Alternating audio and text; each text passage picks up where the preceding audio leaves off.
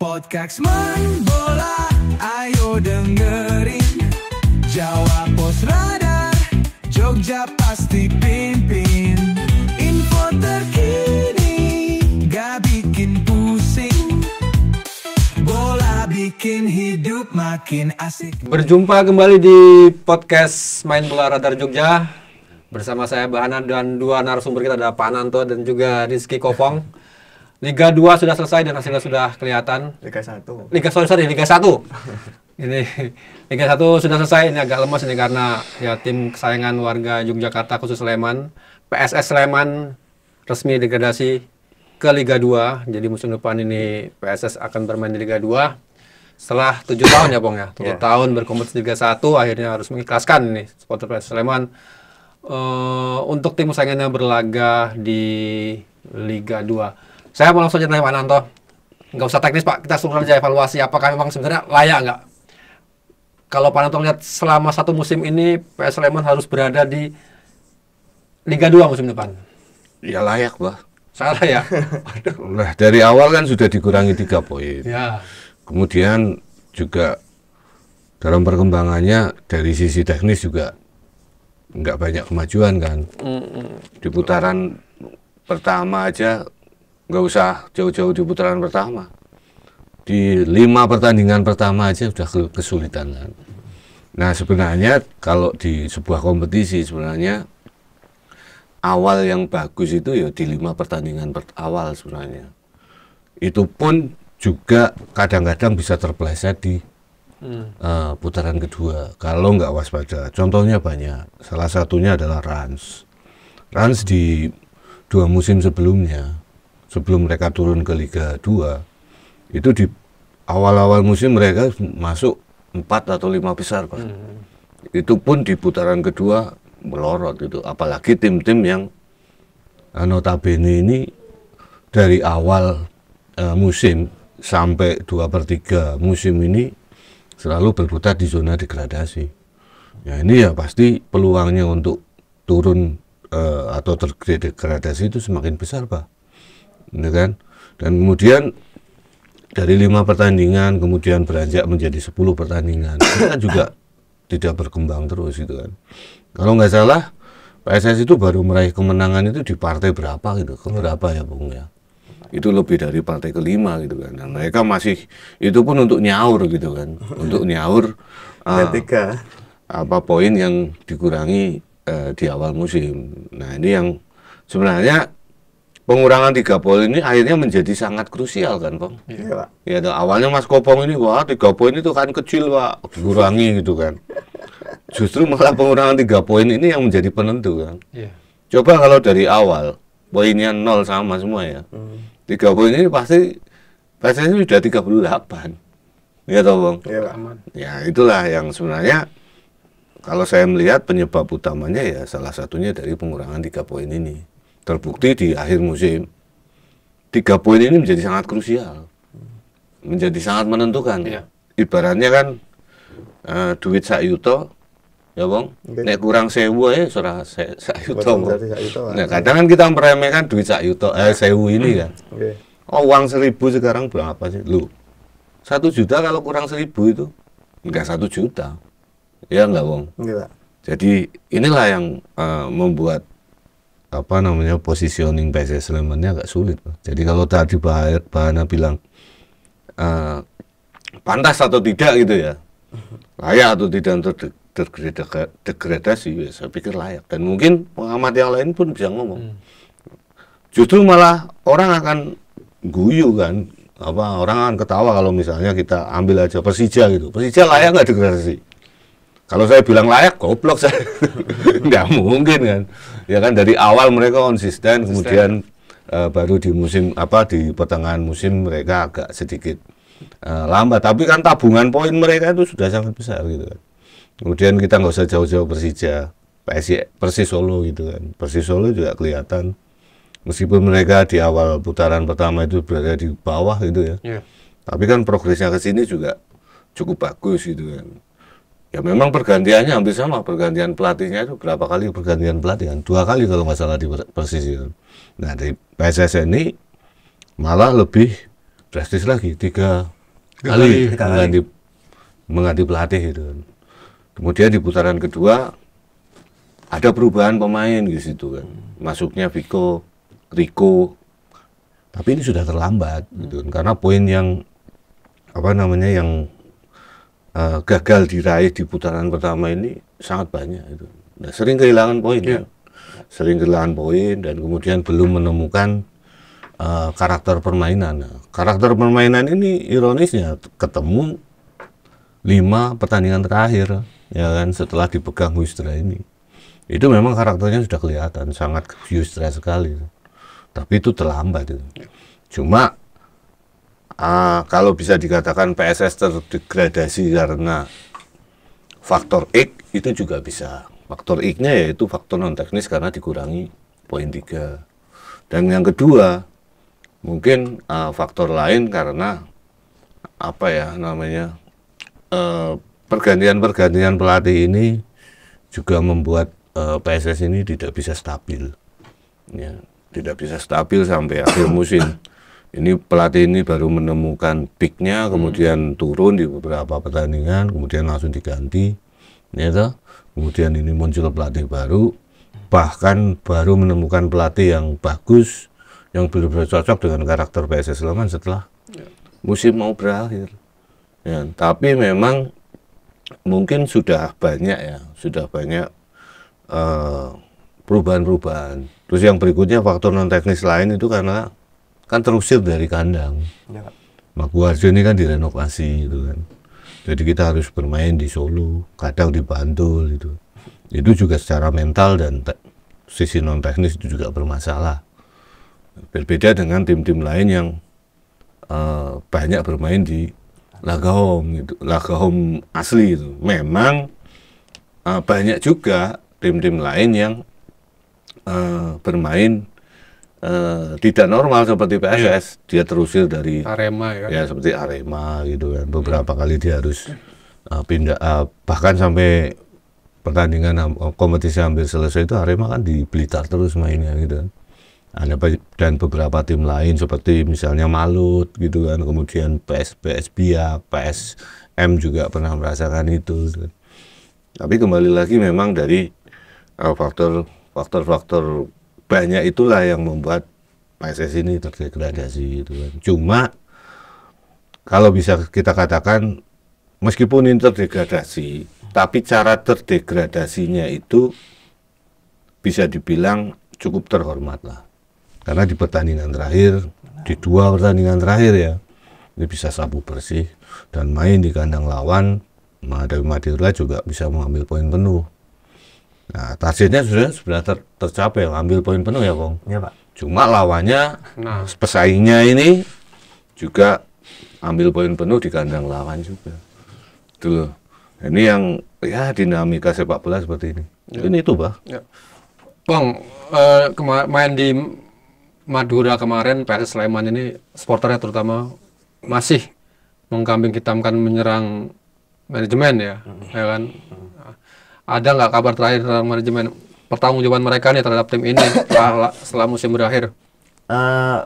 Barusan ada update. Apa nih? Manajemen akan mengevaluasi, Mas. Mengevaluasi Dirinya sendiri. Iya, mungkin seperti itu, akan melakukan evaluasi menyeluruh terkait apa yang sudah terjadi di Liga 1 kemarin, dan juga menunggu rapat apa sidang RUPS. rapat untuk menyongsong Liga 2. Jadi ini sudah mulai bergerak cepat, melakukan segala evaluasi dan bergerak cepat untuk segera menyongsong Liga 2, karena kan ya balik lagi Liga 2 kan juga tinggal hitungan bulan lagi toh, Mas. Sudah cepat toh, Mas. Agustus ya mungkin ya. Sekitar Agustus September mungkin sudah dimulai. Itu ngomong siapa itu? Leonard ya. Leonard. Pak manajer Leonard Tupamahu. Hanya evaluasi ya, tanggung jawaban, nggak akan mundur atau apa gitu. Karena kan tuntutannya kan mundur tuh. Belum ada. Gatosco Sleman. Belum ada. Ya kemarin Ini tim dibubarkan bagaimana? Istirahat dulu. masih istirahat, Mas. Belum ada pembubaran dan sebagainya. Kan ada pemain mungkin yang kontraknya setahun misalnya kan. Kontraknya setahun atau kontrak perpanjangan. Ya. Ada. Belum tahu. Belum ada pembubaran, belum ada apa-apa. Ya mungkin nih saya ngopo ya. Suasananya kan ini kan baru beberapa hari ya Mas, suasananya saya pusing dengan mungkin ketidaklolosan itu. Nek anu sih, nek aku ini wawancara ke Pak Leo ki ya intinya ki ya tim memang seperti kata Pak Ananto tadi, tim memang sudah berdarah-darah sejak awal.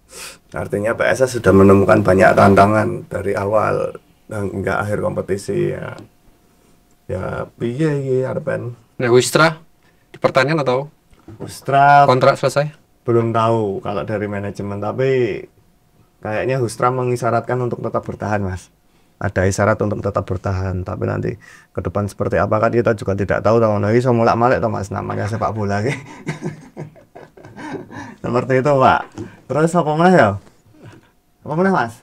Ya apa informasi lagi? Terserah kowe. Lagi kuwi. Pemain yang sudah yang masih terikat kontrak itu siapa saja? Ayo ora ngerti Pak.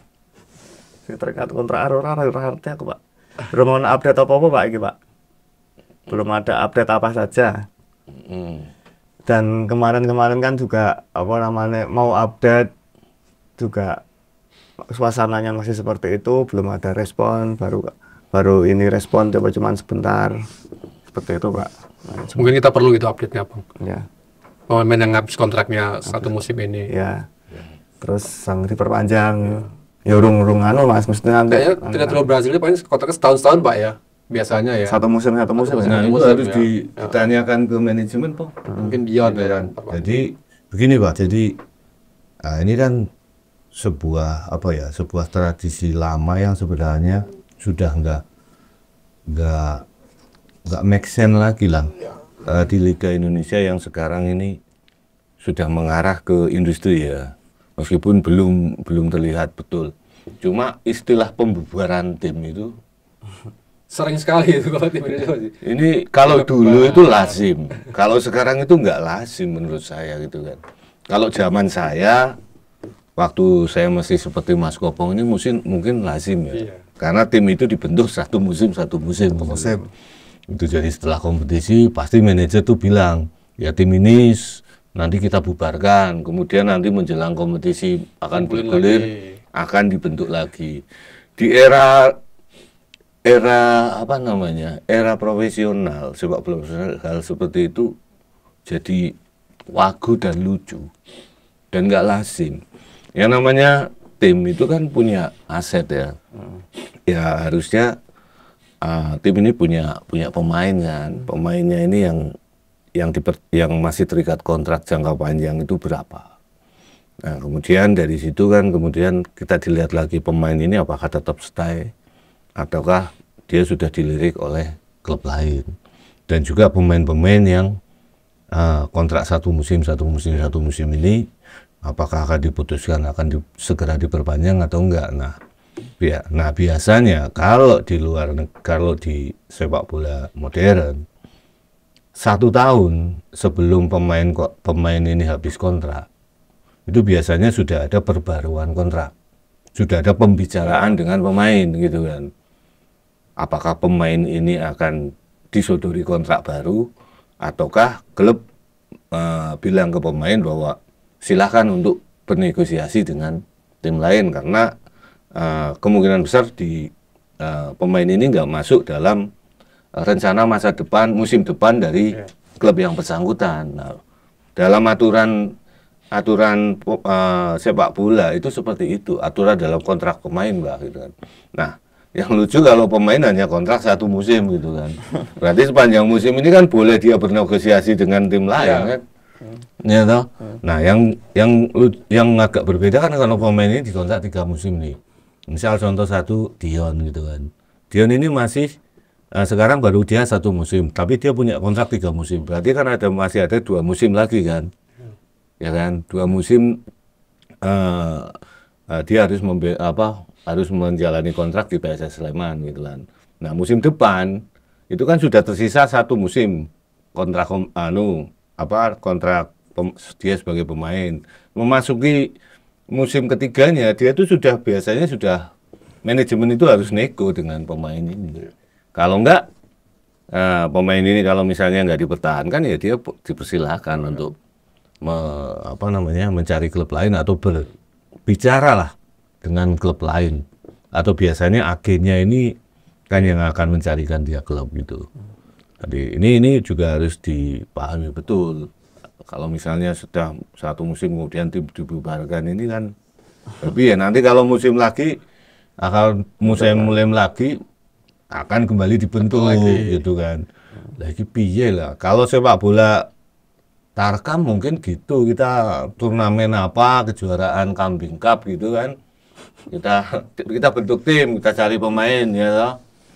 Kita juara, udah tim dibubarkan gitu. Besok kalau ada turnamen lagi kita bentuk tim lagi. Sekarang kan nggak seperti itu. Ya semoga jadwalnya ini ya ajak terus ya. Karena saya pernah memang ngobrol dengan salah satu owner klub lah. Bilang, Mas kok dikit-dikit bubarin. Lah, yang mau bayar kamu po. Nah, kompetisi yang nggak jelas. Waktu seperti itu mereka. Nah, itu memang nggak jelas. Kadang mulai September masih undur lagi Januari, Februari. Pusingnya owner di situ. Ya ada ketemu benang merahnya. Oh, ternyata itu gitu. Owner membubarkan klub, membubarkan timnya seperti itu. Tapi kan sekarang kan jadwal kan sudah. Ya harus seperti itu. Jadi 3 musim ke depan ini jadwal sudah harusnya ada semua dan disesuaikan dengan kalender FIFA ya seperti luar negeri ya. Dan kalender turnamen untuk timnas juga gitu. Nah, jadi makanya kalau saya bilang kalau dulu mungkin masih lazim.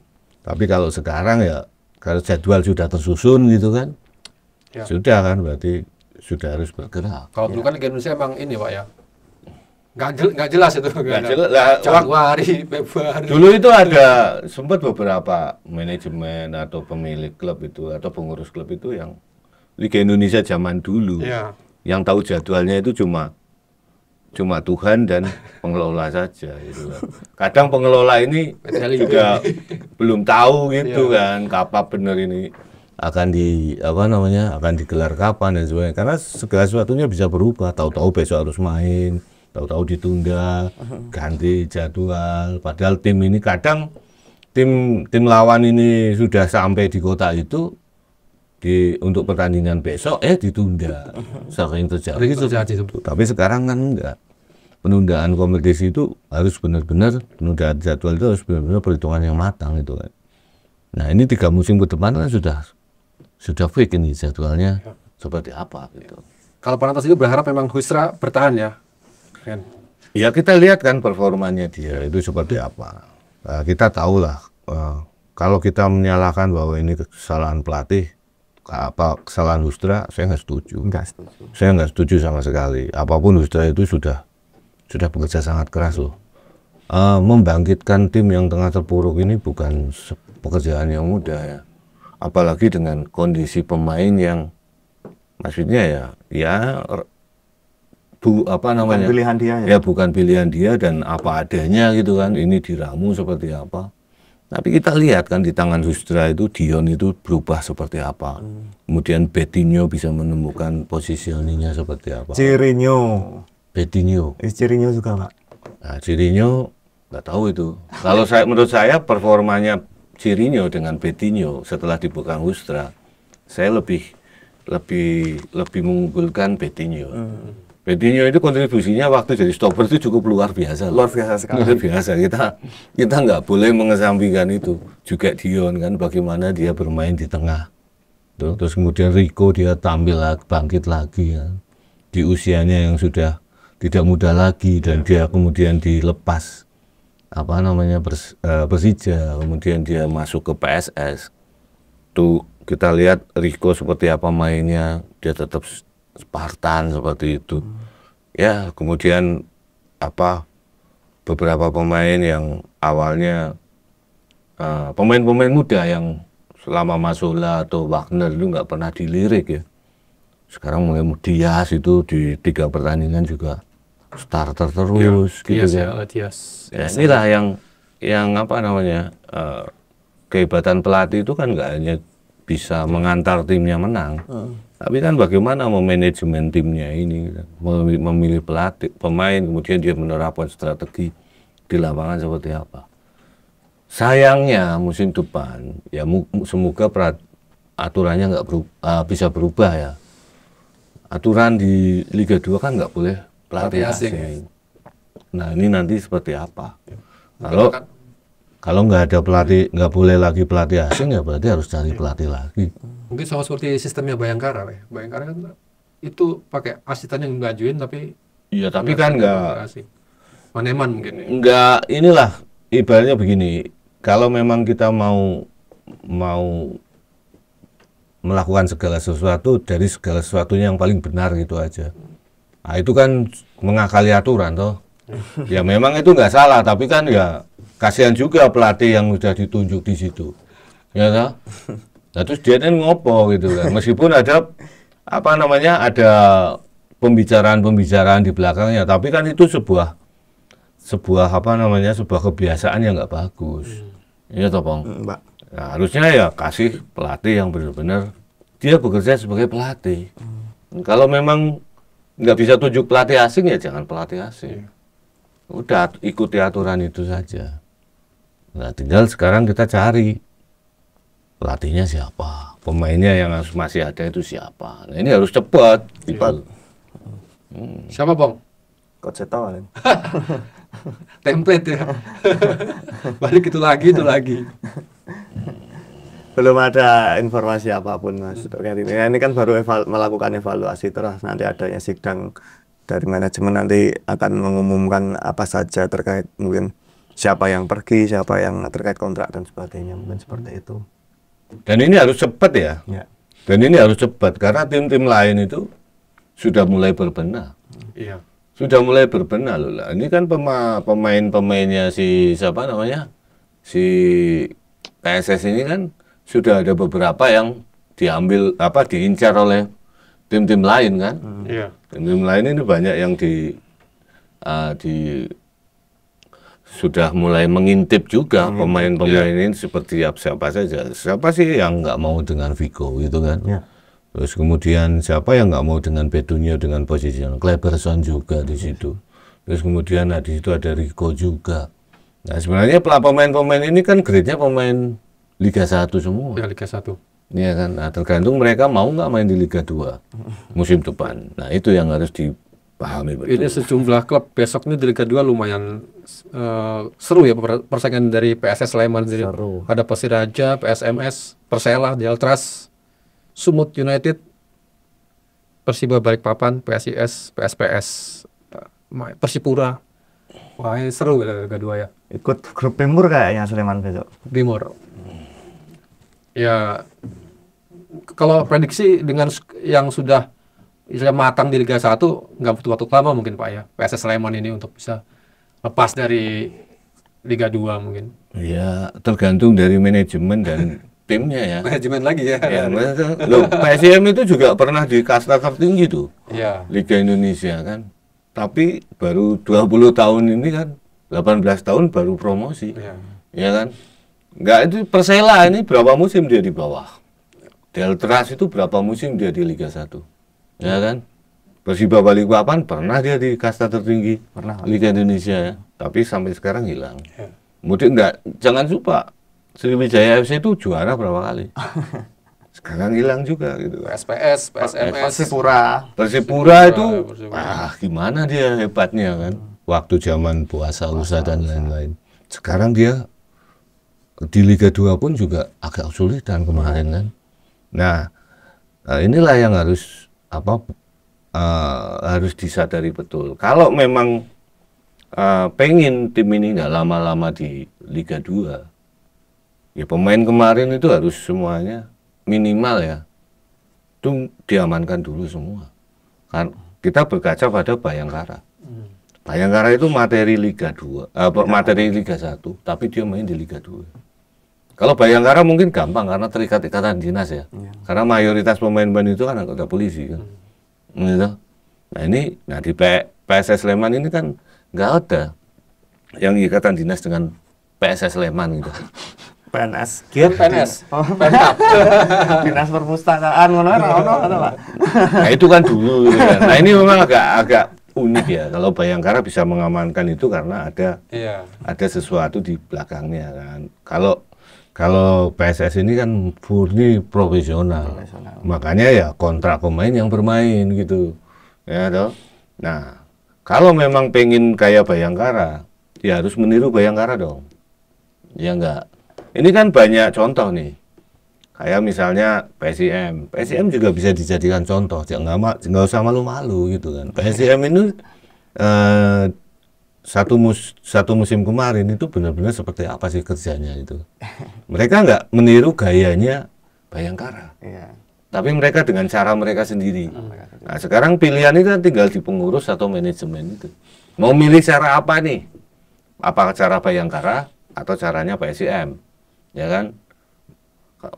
Tirulah yang tim ini udah sukses untuk cepat naik ke Liga 1 gitu. Nah, ini yang harus dilakukan secepatnya, nggak boleh lama-lama gitu kan. Ya, degradasi itu sakit, memang sakit ya. Tapi kan kita nggak perlu bersakit-sakit lebih lama kan.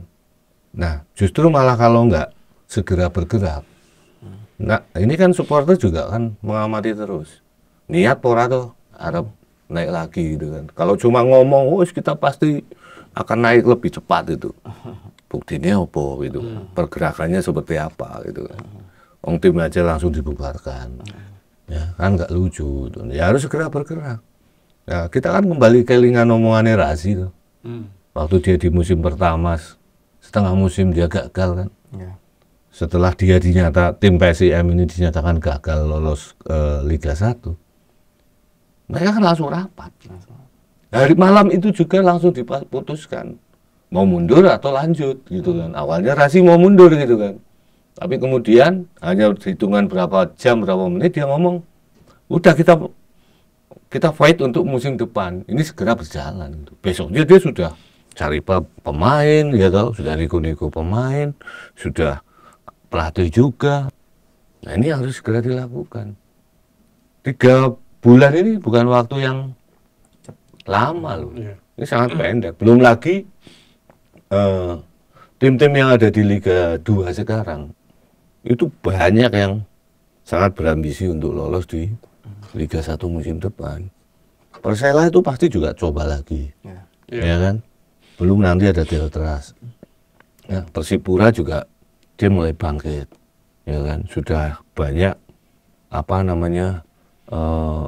ya dulu yang pengusaha-pengusaha yang concern dengan Persipura ini ingin mengembalikan nama besar Persipura. Ya kan? Kemudian apalagi PSBS Biakan juga mereka sudah menjadi contoh lah bahwa tim Papua ini tidak mudah terdegradasi. Gitu kan. Nah itu salah satunya pasti melecut moral dan semangat dari Persipura karena mereka nggak mau kalah dong dengan PSBS Biak gitu kan, yang secara sejarah prestasi di Liga Indonesia masih di bawah mereka. Dan mereka nggak mau mereka di bawahnya PSBS Biak. Mereka harus sama lah. Paling nggak mengembalikan nama besar mereka sebagai salah satu tim langganan juara Liga 1 kan. Nah, terus kemudian di situ juga masih ada Persiraja. Itu juga mereka pengen meniru Semen Padang juga kan sebagai wakil dari Sumatera. Kemudian yang ini lagi bangkit itu Persiba Balikpapan. Dia sudah punya home base yang bagus, ya kan.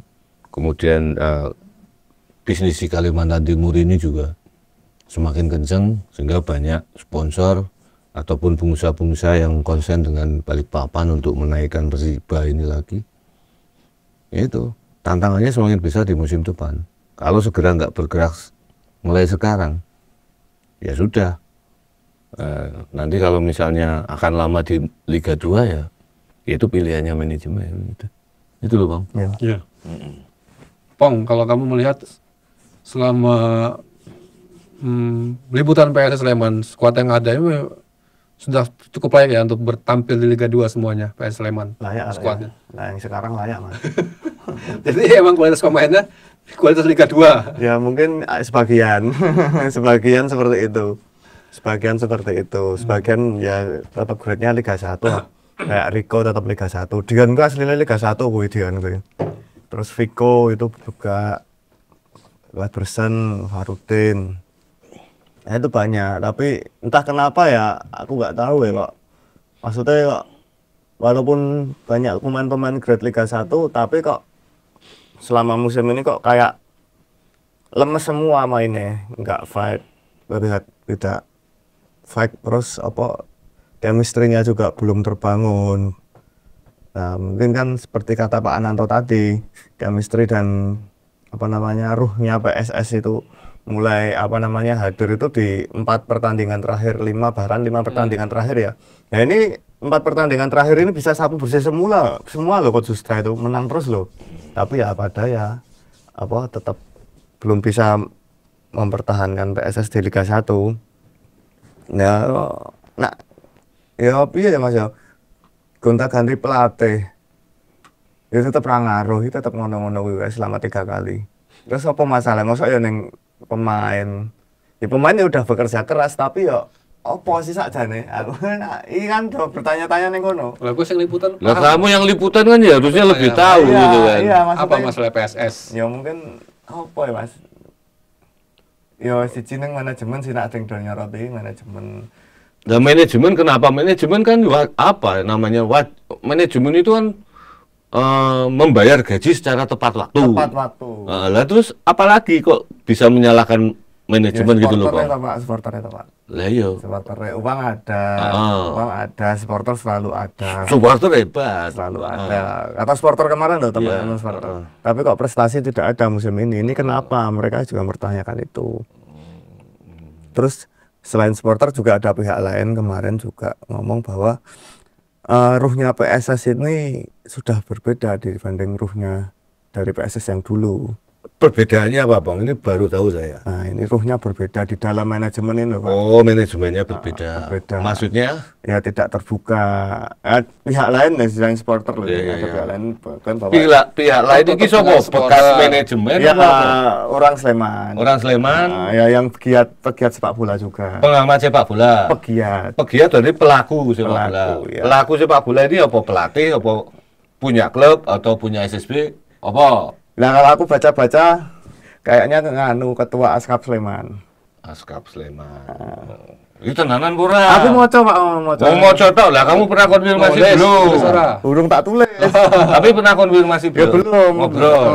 Ora, aku mau coba tulisannya ning nggone liyane. Oh ya nggak boleh, kamu menyimpulkan seperti itu. Bu itu bukan dari sumber A1, kamu harus wawancara orangnya. Oh ya, aku berarti Jangan. moco-moco ngene iki ra entuk diomongke. Ya nggak boleh, kamu kan wartawan harus ke kok, kecuali pengamat kayak saya. Oh, gitu. iya, Pak. Iya, kamu kan wartawan harus benar-benar dari Ya, sumber A1. mohon maaf. Berarti Berarti bukan beliaunya.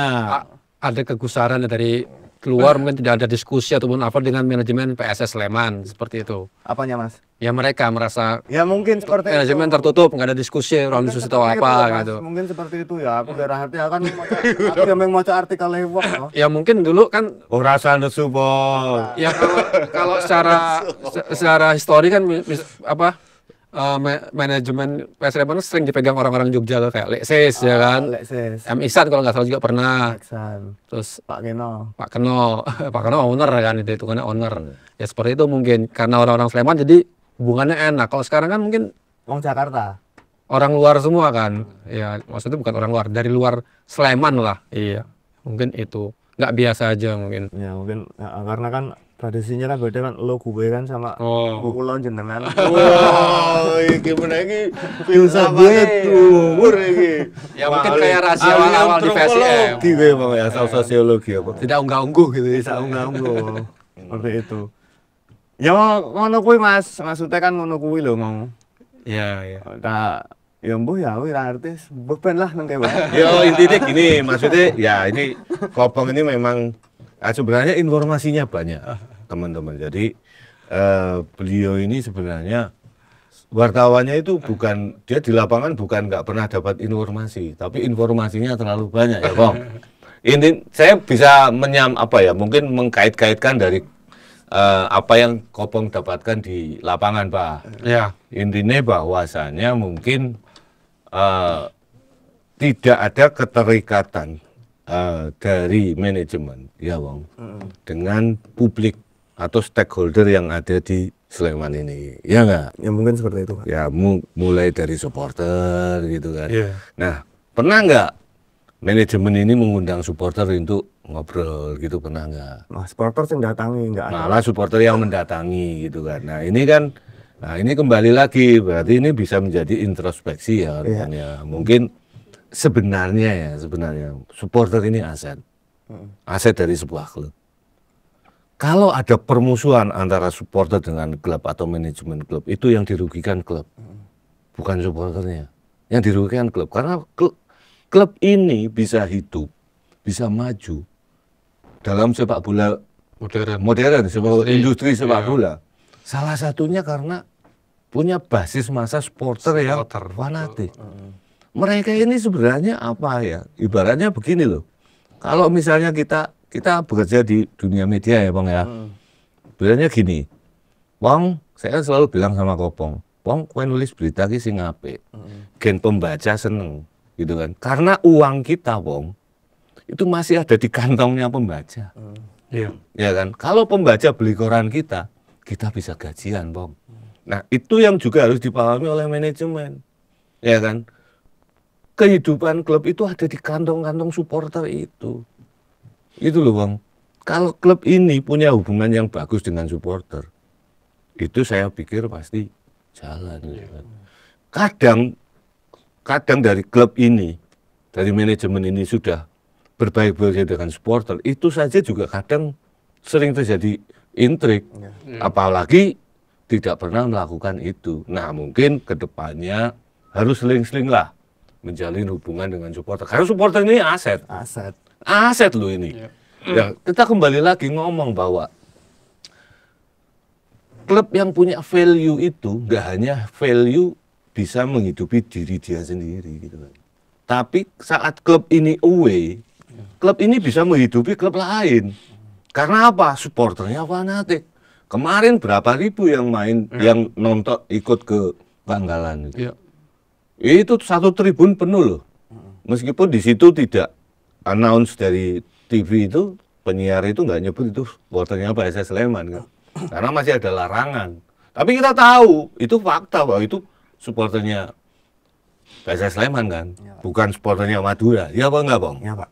Dan fakta di lapangan bahwasanya teman-teman supporter dari Sleman ini kan tur ke sana kan. Tur. Nah, berapa bis kan?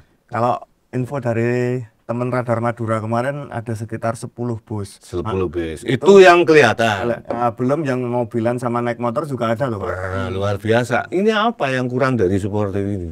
Ya kan, harusnya manajemen itu bisa memanfaatkan, menjalin hubungan baik dengan supporter. Bukan memanfaatkannya. Kalau memanfaatkan kan kira-kira apa ya, konotasinya kan negatif gitu loh.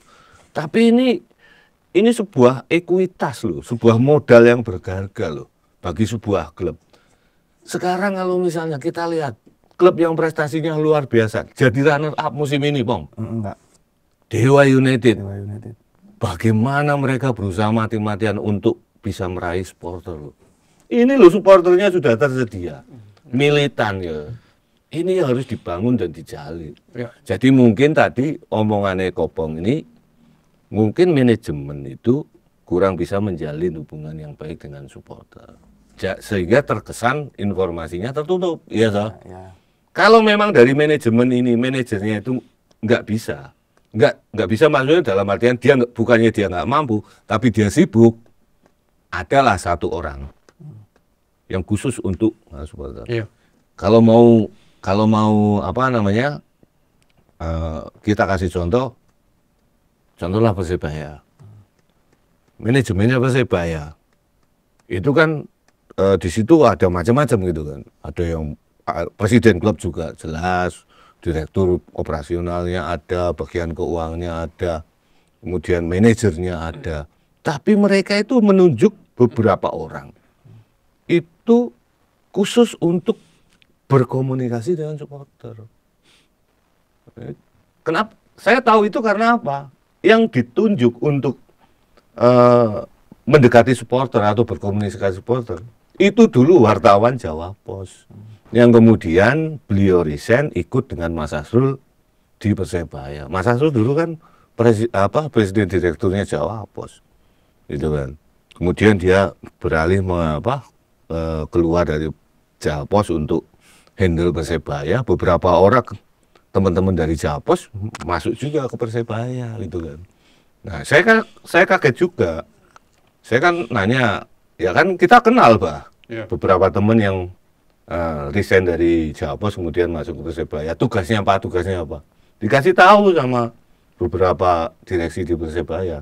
Ini tugasnya ngurusi supporter. Ngurusi gimana? Ya menjalin hubungan dengan supporter. Itu loh, Bang. Iya, Pak. Mungkin gitu ya, Bang ya? Iya, Pak. Orang sana nangis. Enggak, Pak. Gitu, Pak. Ya, kalau memang ini bisa dilihat sebenarnya kalau kita sebagai penonton layar kaca ya apa yang terjadi di PSS Sleman ini dengan MU lah istilahnya. MU itu kan gonta-ganti pelatih ya prestasinya gitu-gitu ya serale kan nggak ada. Orang bilang manajemennya bobrok, jelek loh. Siapa aja pelatihnya pasti nggak pernah juara liga sekarang ya. Mungkin sama halnya dengan apa yang terjadi di Sleman. Sleman mungkin ya. Kalau kita kan hanya penonton layar kaca kan. Di PS Sleman mungkin seperti itu di PSS Sleman juga. Gonta-ganti pelatih ya akhirnya degradasi malah. Bisa saja apa-apa ya. Iya. Ya masih, Bang. Besok kan masih ada waktu lagi. Kamu masih tetap liputan PSS kok, Bang. Masih. Masih. Itu aja tempat istirahat lah istilahnya. Tapi tetap cinta PSS toh, Bang. Ya cinta DIY. warga Jogja ya, Bang. Iyalah, kita harus mencintai Jogja. Kita harus support semuanya tim yang ada di DIY ini gitu. Semua ini. Mm-mm. Manajemen itu siapa sih, Bang? Selain Leonard itu ada nggak yang kamu yang tampil kan selama ini cuma Leonard? Leonard itu kalau Pak Leonard itu sangat bagus ya dalam arti kalau sama teman-teman media itu sebenarnya Dia humas atau ini manajer? manajer. Oh. Sebenarnya terbuka ya Mas, maksudnya di jalur statement apa mesti gelem ngono lho. Meskipun dalam posisi sulit sekalipun gitu kan. Pak, kemarin aja yang aku ditugasin buat ini halaman khusus ini kan waktu pertandingan itu kan beliau juga bisa meluangkan waktu buat saya seperti itu. Kalau ya Pak manajer Pak Leonard, Pak Gusti Randa, terus apa nih Mas? Media officer-nya? Ada Dari supporter bukan? Biasanya dari supporter. bukan. Bukan. Soalnya selama ini dulu saya meliputi PSS tuh media officer bisa ada hubungannya dengan dari supporter Enggak. Sleman. Enggak. Sleman. Kalau ini enggak. Terus foto ya kenal, video ya ngerti. Terus apa nih? Dokter tim, Dokter tim ngerti. pelatih tahu. Pelatih Berarti Kitman. kita ngerti. Berarti ya memang harus ada orang yang memang untuk bertugas menjembatani antara manajemen dengan supporter. Nah, sebenarnya kan dari pribadinya manajernya Leo Tupamau ini kan cukup welcome ya. Apalagi dengan jurnalis itu kan tetap welcome ya, sangat welcome. Sementara ini yang tinggal dibangun kan dekatannya dengan supporter gitu kan, seperti apa gitu kan. Karena supporter ini aset, Bang. Aset. Apapun itu aset gitu. Ya, kalau dipikir dengan aset supporter PSS yang besar seperti PSS Sleman yang besar seperti itu, terus owner yang katanya orang yang ya punya nama lah di Indonesia kan, ya seharusnya sih nggak layak ya. Dan supporternya, Seharusnya. ya supporternya PSS Sleman itu kan dari awal sudah ada semboyannya kan, motonya kan jelas. Orang Arab muntir kan. Iya. Meskipun dimanapun PSS Sleman itu berlaga, mereka tetap akan dukung PSS Sleman. Mereka tidak akan beralih ke klub lain. Berbeda dengan beberapa supporter yang dulu saya kenal gitu loh. Ada kelompok supporter yang musim ini dia mendukung A. Kemudian tim A ini tiba-tiba pindah homeses. Kemudian musim berikutnya dukung tim yang berhomes di situ gitu kan. Terus kemudian ada tim lokal yang naik, kemudian dia mendukung tim lokal yang naik. Kalau BCS ini kan dari dulu enggak gitu. Tetap PSS Sleman gitu kan. Nah, ini yang patut kita apresiasi sebenarnya gitu kan. Jadi basis supporternya itu sudah jelas, Pak. Sudah jelas kok. Nah, tinggal bagaimana ini dirangkul, kemudian dijembatani agar mereka merasa bahwa manajemen ini nggak tertutup. Intinya gitu. Ya, Bang. Iya, Pak. Gitu. Ya, kalau saya lihat juga kalau promopan lagi nih ya, PSS Sleman tuh kalau klub Liga Inggris itu bukan kelas-kelas kayak Ipswich yang hanya sekitar numpang lewat terus turun lagi. Harusnya kan bukan seperti itu ya. Bukan. Harusnya enggak loh, ini Kelas Aston Villa mungkin lah. Iya. Atau tim-tim apa ya, habitatnya PSS Sleman ini ya di kasta tertinggi Liga Indonesia. Begitu loh. Jadi tim Sleman ini ya PSS ini sudah selevel mungkin ya apa namanya beberapa tim yang punya sejarah panjang di Liga Indonesia, di kasta pertama Liga Indonesia. Jadi Kedewa aja kan baru 3,5 tahun terbentuk kan. Kemudian Bali United itu juga sejarahnya juga masih kalah panjang dibanding dengan PSS Sleman. Terus kemudian kalau dengan Persis ini memang ini salah satu tim pendiri kan. Kalau Persis, PSIM, PSM Makassar, PPSM Magelang itu kan tim pendiri dari PSSI, termasuk Persib Bandung, Persija gitu kan. Nah, kalau PSS ini ya levelnya ini belum seperti mereka yang sebagai tim pendiri, tapi habitatnya memang di Liga 1, kompetisi tertinggi sepak bola Indonesia gitu. Jadi kalau PSS nanti turun ke Liga 2, Liga 1 ini juga akan merasa kehilangan karena atmosfer supporter PSS ini nggak ada yang menandingi loh. Saat ini loh nggak ada yang menandingi dimanapun loh. Bayangkan aja tim yang terancam degradasi, stadion main di kandang stadionnya full, ya toh Bang. Nah, nggak ada tim yang supporter yang seperti itu gitu. Sekarang kalau misalnya kayak tim Liga Inggris itu, contoh kayak saya pernah melihat tuh Middlesbrough itu kan, dia di Liga Primer tapi posisinya jelek gitu kan, stadion nggak penuh, separuh aja udah beruntung gitu kan. Tapi PSS ini main di level yang tengah terancam degradasi, stadion penuh kok. Gitu kan. Nah, tinggal bagaimana kita bisa merangkul ini semua. Itu, Pak. Ya. Ini kita keluar dari konteks pembicaraan PSS Sleman ya. Cukup menarik antara laga Arema versus Semen Padang. Itu kan ya kalau saya lihat sih ya lumayan gentle lah istilah PSS Sleman ini.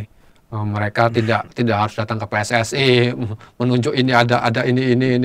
Nah, kan kalau Semen Padang Semen Padang lolos dari degradasi, tapi kan banyak orang di media sosial bilang ini bakal diungkap nggak nih nama-nama yang diungkapkan oleh siapa? Andre ya, nama-nama mafia ini. Jangan-jangan setelah timnya lolos hilang ini, pressure ini sebenarnya untuk pressure tuh, pressure dari PSSI. Nah, pada hal seperti ini masih terjadi di Liga Indonesia. Iya, ya menurut saya apa ya namanya, ini karena pengaruh masa lalu sih, karena trauma masa lalu. Karena masa lalu sepak bola Indonesia itu juga nggak baik-baik saja gitu kan, meskipun secara hukum atau fakta itu secara pembuktian itu sulit, tapi kan kita bisa rasakan itulah, dan kita juga nggak bisa menutup mata itu.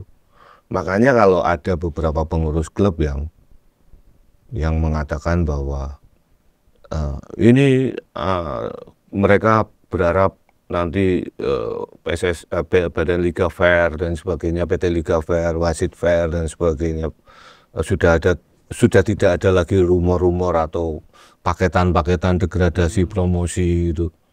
Itu menurut saya karena trauma masa lalu. Dan inilah hikmah yang harus kita tanggung semua. Saat di era sebelumnya sepak bola ini memang tidak terurus dengan baik, dan sekarang ini sudah mulai membaik, imbasnya itu masih terasa. Jadi ya saya merasakan sendiri, meskipun kita sulit membuktikan ya, tapi itu ada gitu kan. Nah, belakangan kan terbukti beberapa oknum yang kena kasus mafia bola, ditangkap dan sebagainya. Seperti kasusnya PSS yang 2000. Seperti kasusnya PSS juga yang akhirnya menimpa PSS ini. Dan kemudian mungkin kenapa kok PSS cuap-cuap gitu kan, maksudnya gini ya. Ya karena trauma juga, karena mungkin di musim sebelumnya mereka juga terbukti punya kasus seperti ini ya, akhirnya berdampak di musim ini.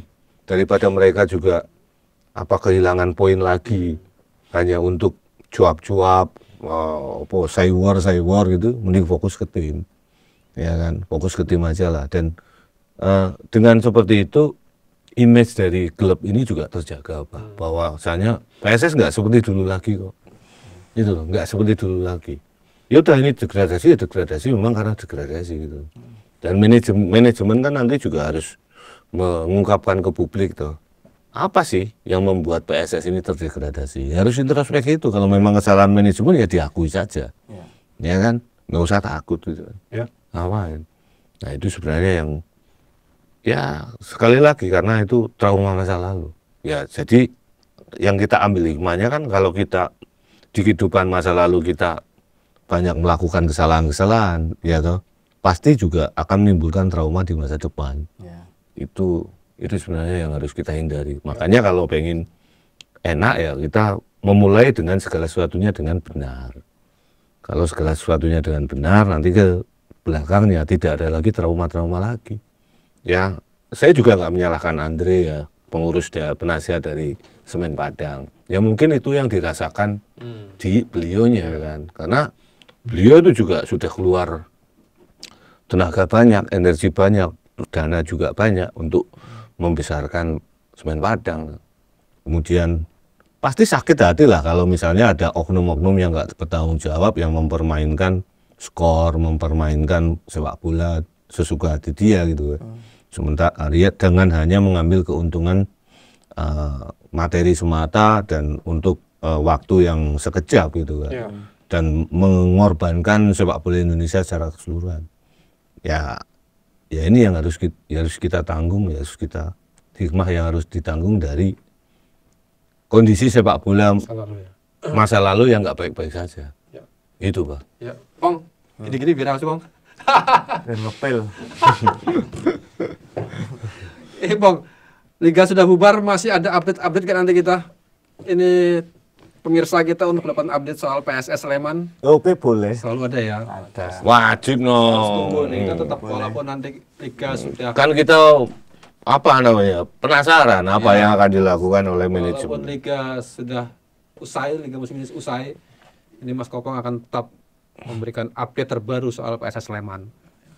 Oke, Pong? Oke. Ada lagi? Apa meneh? Aku manut.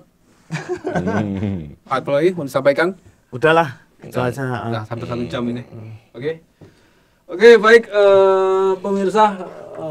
Lemes ya? Ya agak semangat ini. Poso ya. Lagi sebagai supporter fans MU juga ini, aduh. Udah timnya nggak jadi juara UEFA ya, Lang ya. PSS degradasi, PSS Sleman degradasi, aduh. Udah, kita berharap lah musim depan PSS Sleman ini bisa survive dan nggak usah lama-lama di Liga 2 langsung naik ke Liga 1 dan bisa bersama tim saudara tuanya PSIM Jogja untuk mengarungi Liga 1 bersama-sama. Ya, demikian podcast untuk hari ini. Kita akan tetap memberikan update terbaru PSS Sleman di podcast mendatang. Sampai jumpa di podcast selanjutnya. Assalamualaikum warahmatullahi wabarakatuh. Waalaikumsalam warahmatullahi wabarakatuh. Podcast Main Bola, ayo dengerin. Jawa Pos Radar, Jogja pasti pimpin. Info terkini, gak bikin pusing. Bola bikin hidup makin asik.